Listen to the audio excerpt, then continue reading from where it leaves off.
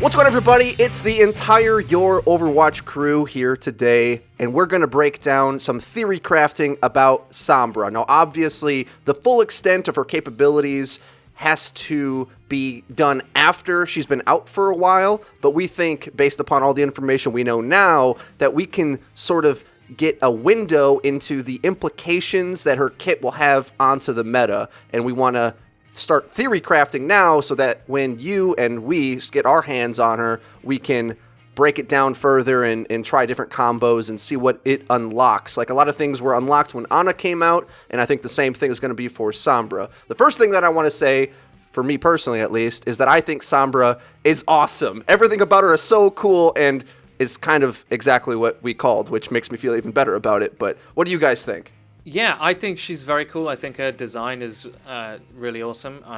I was really pleasantly surprised that they introduced her with an animated movie as well. I thought that showed off the kind of character that she is very well. I think her abilities are going to be an interesting addition. Much like Ana, actually, I expect to be, at first, people don't really understand how to use it. That's normal. And then there might be a temptation to call her underpowered, actually, if anything, because she does so little damage, actually, personally, and she is in the attacking bracket, under the attacking label. So whether people will use her as a DPS in a 2-2-2 or whatever, or they're going to use her as a tech pick somewhere, I don't really know. But I actually think that she's got quite a lot of potential. Her ability to hack people en masse with EMP might have as much impact as Nano does currently. I don't know yet. We'll talk about that later. But that's my first impression of her. So I think that's how people will try to use her. But I think she'll take a while to fully understand. But as I say, I think she's awesome.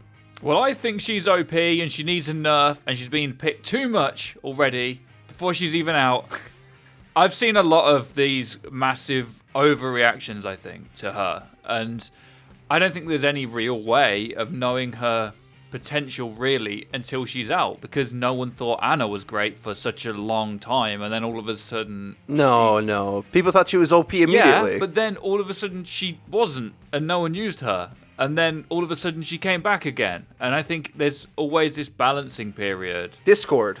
That's why. Yeah, well... Well, like, here's the thing. At the time, everyone said she was OP. The pros said Ana was going to dominate the pro scene, but what we were using was Zen, who still had 50% Discord, right? And you put 50% Discord on a Rhine, it just melts. Like, the entire you can't kill it thing is gone. And as soon as that was dropped, then all of a sudden, Nano with the charge rate's very important with a lot of these things as well. Like, if Nano didn't have the charge rate it has, same as it wouldn't be so good. Same with Mail, and same with Sombra, actually. The EMP is an amazing ultimate, and it'll unlock a lot of things, but charge rates and cooldowns ultimately do weigh how effective something is in the value of across an entire game, right? So, like, if you only get one or two grabs a game, especially with this ultimate change that's on the PTR as well, you got to remember that. If the value of her spread across the entire game is too minimal, then it won't be as impactful as it could be if it was more spammable. Yeah, and I mean, what I was going to say was, she came out when people were saying that she was really, really strong, but then Zen Discord kind of countered that. But then even when they nerfed the Zen Discord, she didn't instantly become into the meta. I mean, he got nerfed quite some time ago, and the Ana meta has now been, a month and a half? But it wasn't straight away. And I think that Sombra can... I mean, how long did it take for Reaper Nano to be a thing? I mean, even with Zen Discord being so good... Well, it was Misfits, the pro exactly, Misfits, but that didn't happen really from the start, right? And I think that Sombra is going to be the same thing. I think the ways that people will use her when she releases will actually be quite different to when people realise what she should be used for later down the line. And one thing I'm looking forward to is how interesting it's going to be when you're running Diva with Sombra, and you send your Diva ult into the enemy team, they put their shield up to block themselves from it, and then Sombra's like, no shields, and then the whole team gets wiped. So I think that's going to be interesting when that comes out. I don't think it's an overestimation to think that EMP could be as impactful as a Graviton. I think it has the power to decide an ult fight, because this is all subject to change, as FREEDO says, and I think that's true in the PTR, because every ultimate is being nerfed somewhat, and then some on some additionally nerfed on top of that, Maze being a good example. So really how her charge rate of her ultimate really matters, but I think that there is a lot of value. I think it's quite obvious that there's a lot of value in that one ultimate ability. As for the rest, I think it's the most powerful one in the game. yeah, it's definitely I think without a doubt, EMP, on its own though. depending on how the charge rate is. Well, yes, and I'll tell you why.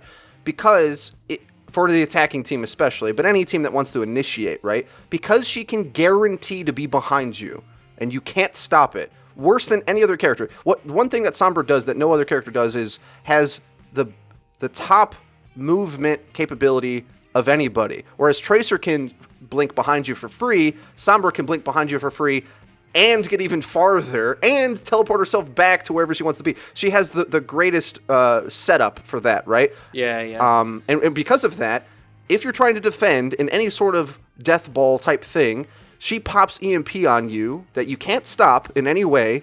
You have ults, they don't. There's no way that you shouldn't win the fight in that instance. Whether you're doing it preemptively so they can't cast ultimates, or if you're doing it to sort of stack on top of stuff. So like you grab their entire team, then they try to sound barrier when the Rhine Shield's in the way, and you just remove everything.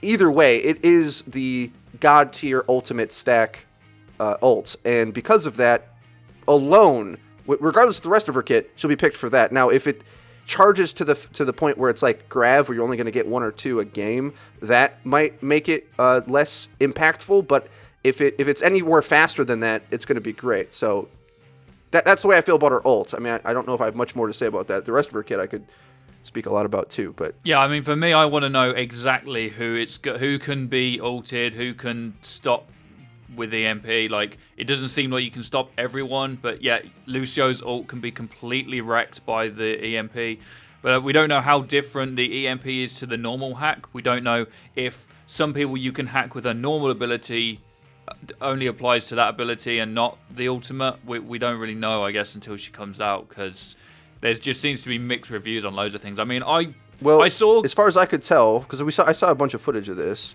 it stops all chaining ultimates. It removes all shields and barriers, so like bubbles, Rhine Shields, projected shields, and a sound barrier. It doesn't stop something you're currently doing that isn't technically a chain. Like I don't know what it does to Zen, for instance. It does stop Lucio's, I'm not sure about though. that. It removes. Yeah, it wipes out that, and it'll stop you if you're chaining something. I think if you're like in the middle of High Noon or it will stop you doing that, Whole Hog, it stops that. So just about everything it stops for the most part. We will do tests on this, but it can't stop. It's just a mass silence. Surely. No, if it's already out, I think if it's like a physical thing that's already out. Yeah, like, or I think you're Maze or right. something. I think that'll still. Yeah. Right. If it already has been cast, it won't like clear the frozen tundra of Maze ult. If it's already out, I think it's gonna cast.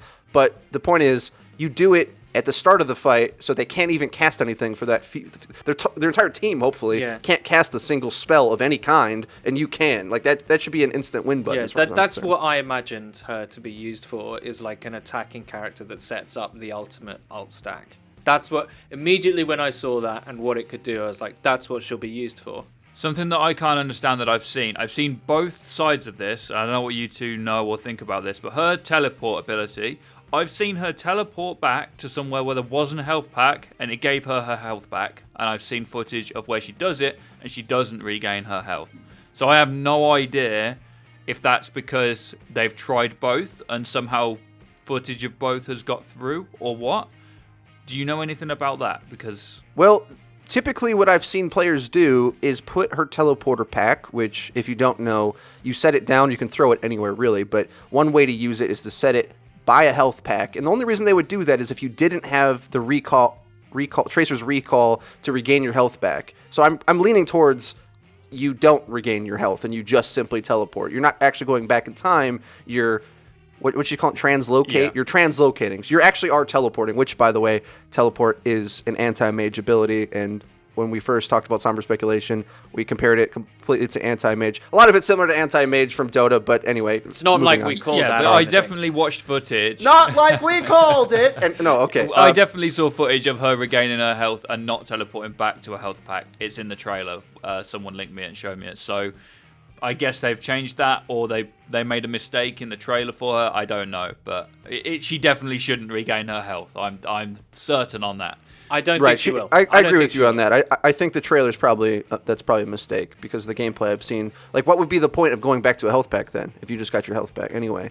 So, but anyway, that's a big strategy that can be used, and based upon the gameplay I've seen, actually hacking a health pack, a bigger one's even better, and maintaining a fight around it, I think is pretty viable, actually. And because of that, and on top of that, with her having the best movement in the game as far as I'm concerned, as far as space, so as far as like, we're on this side, I want to go on the other side of the map, she can stretch the map in a way that no other character can do. And the benefit of that is that it may be able to develop a playstyle that is less deathball in nature. And because of that, we may see other characters creep out in the meta in more of a traditional FPS frag style game. What I mean by that is, typically in like Counter-Strike or other shooter games, you almost want to spread out your positioning to maintain map control. In Overwatch, typically, you actually want to ball up behind your barriers and shields and fight from there in a poke battle, and flanks are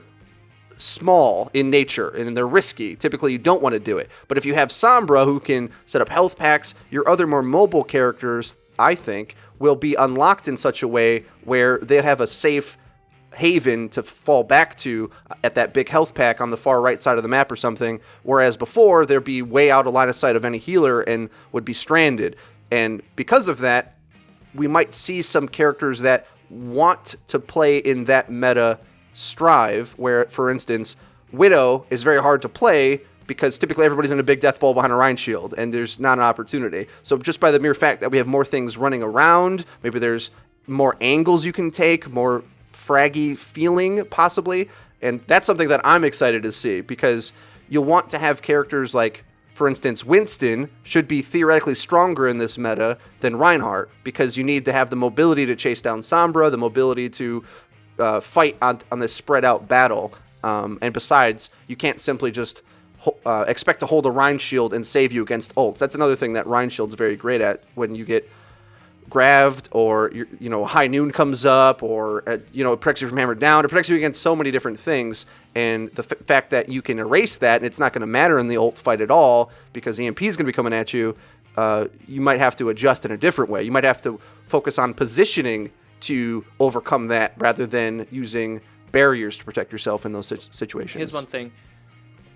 Will her normal hack ability, stop a Mei who's cocooned herself? Only if it's done before. So we've spoken quite a bit about her in the meta, in the ult, and now I just went on a rant about the gameplay styles it'll change. I think talking about the hack ability, which is her normal right click, is useful in a couple contexts. One, what it'll definitely change that you'll look out for is in skirmish fights against characters whose abilities sustain them well beyond what you would expect from a normal character to survive. And I'm talking about your divas, your tracers, Roadhogs. Possibly Roadhog, but I think Mei even more. So, like, if you're in a 2v2 or 3v3 on the cart at the last point, let's say Gibraltar, right, and they're coming up the stairs, and Mei just jumps on the cart and there's nothing you can do. If Sombra can hit a hack on the tracer or the Mei without getting interrupted, obviously you have to channel it for, it seems like a full second, which is important. I'll get to that in a second.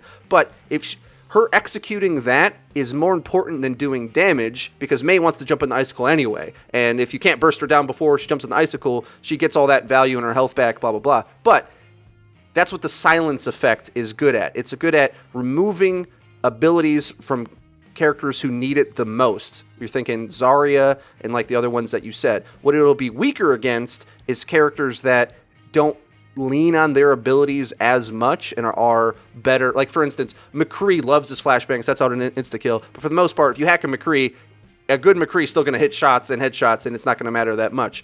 But if you're somehow able to hack a Rhine shield and deal 2,000 shield damage instantly, then all of a sudden he's just swinging his hammer away, and his entire team is vulnerable.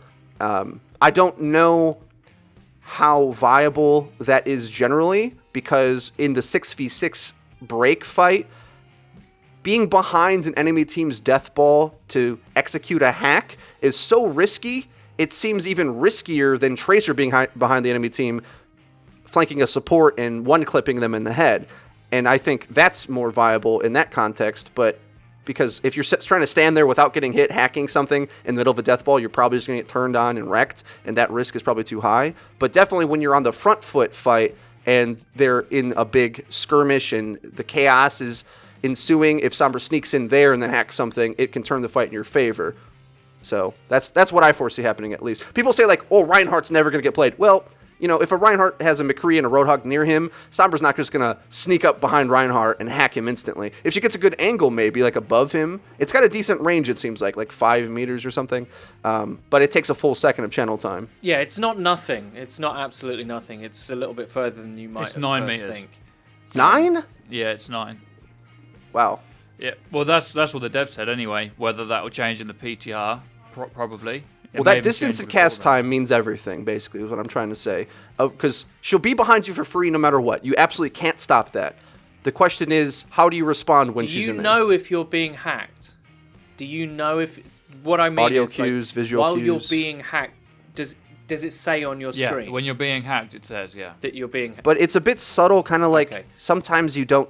When Zarya bubbles you, you know, you kind of know. But in the chaos of things, it's hard to tell. Like, you can hear it, like, bloop, you're powered, or whatever she says, right? Like, get in there.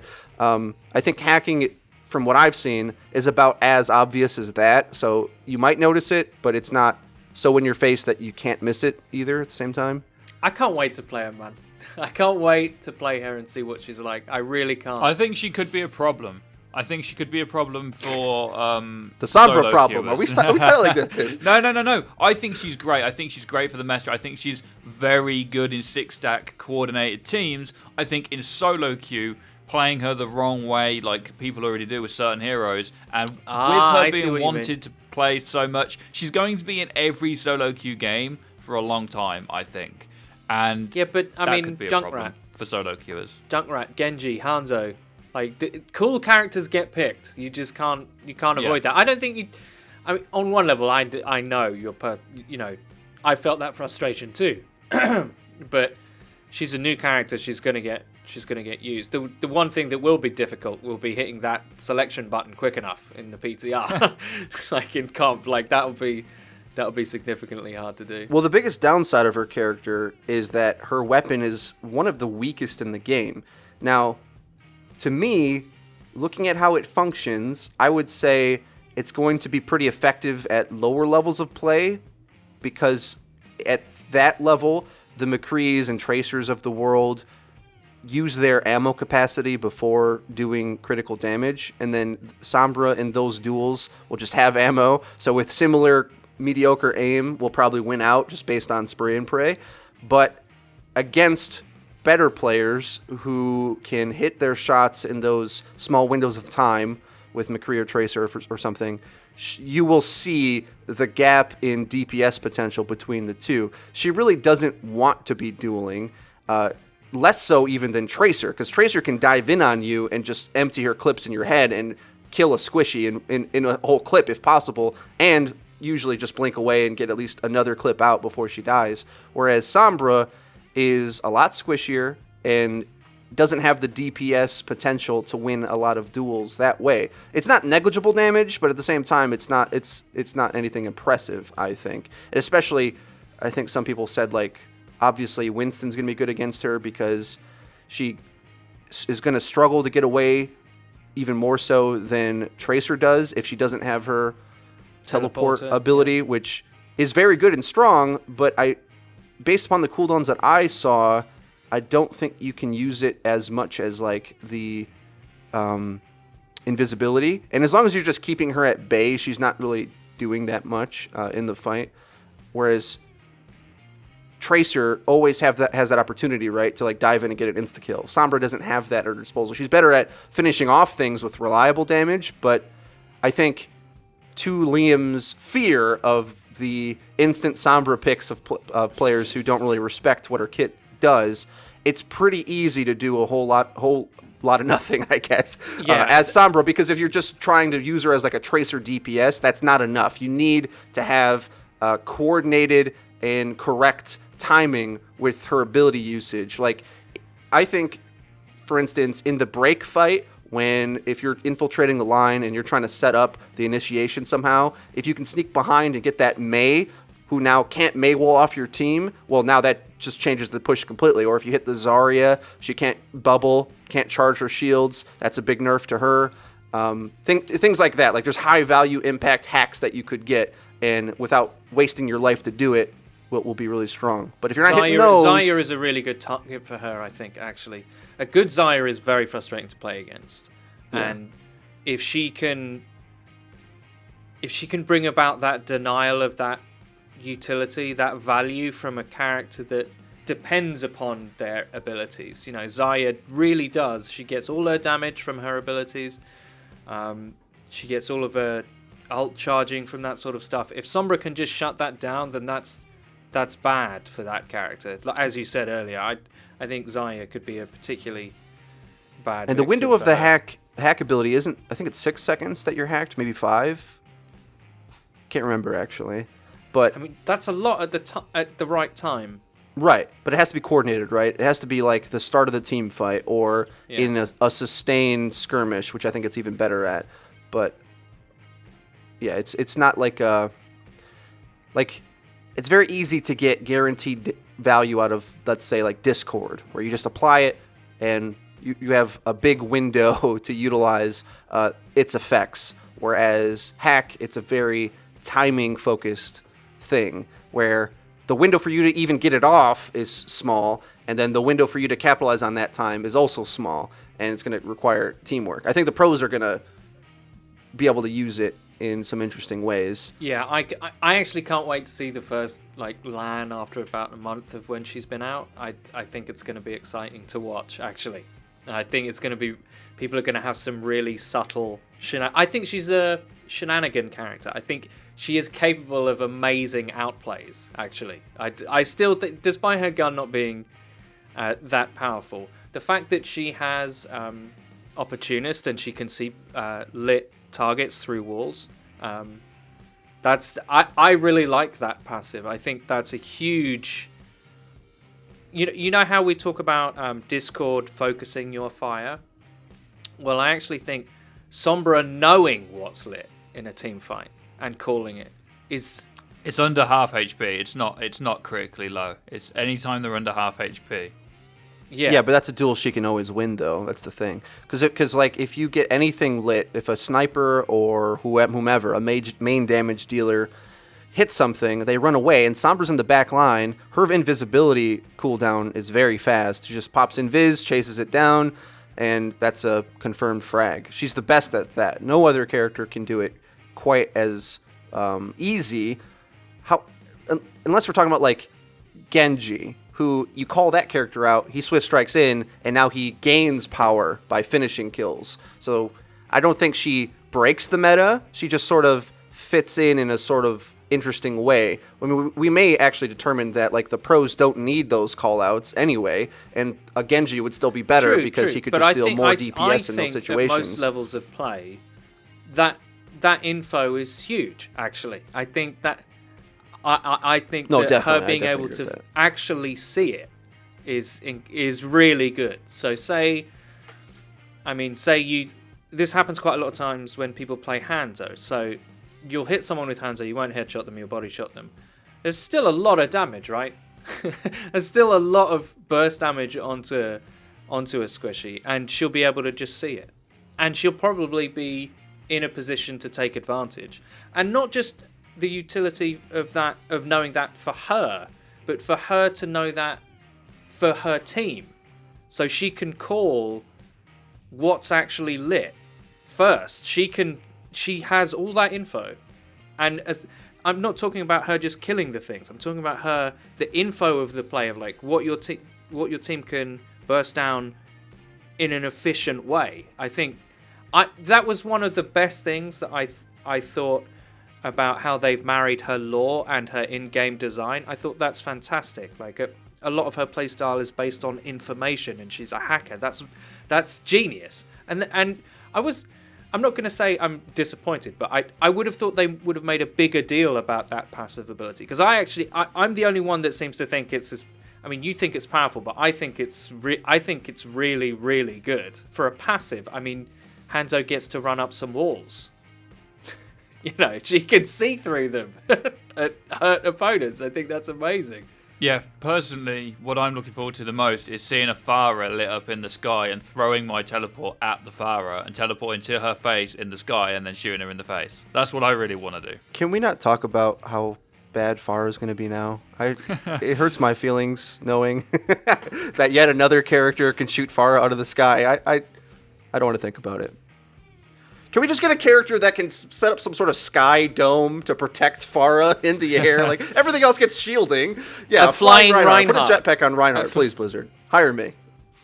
Yeah. More jetpack. That's all I got on Sombra, I think. I mean, we could talk endlessly about this character. We think she's really cool. But enabling, I think if I had to put up in a very small, condensed sentence, I think she will enable new styles of play that we might not have seen before. Sort of like how Ana just empowered some heroes that you didn't maybe see coming. Sombra hopefully will do the same. And I don't think she'll be overpowered at all. I think she will be competing for the flanker cleanup damage character quite well. But it depends on her ultimate and the charge rate of it. Because really, stopping their ults is way more important than dealing damage as an offensive character, because if they can't ult and some of you can, and you either have CC or whatever, that's way more powerful than like a Genji sword or whatever, right? Yep, I think I'm done as well. Yeah, I think that's it. All right, guys, if you enjoyed the video, please hit like. It really does help us out. You can check out our Discord server, linked in the description of every video. Players, I think we get like over 2,000 people in there at a time. It's insane. You can go in to meet up with other gamers and create groups and stuff. Follow us on Twitter at YourOverwatchYT. Subscribe to our YouTube channel if you haven't already. We upload each and every day, and we stream every day on Twitch, and we probably are even live right now. So go click the link in the description for that as well, and get email notifications so you see when we go live each and every day. That's been it for all of us at the Your Overwatch crew. We'll see you guys next time. Bye.